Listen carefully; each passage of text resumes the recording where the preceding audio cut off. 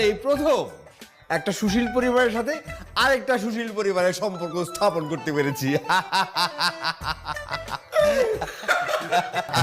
আমি কিন্তু একদম দেরি করতে চাচ্ছি না। জি। হ্যাঁ, বিষয়টা একটা বুঝতে হবে। তাহলে আজকে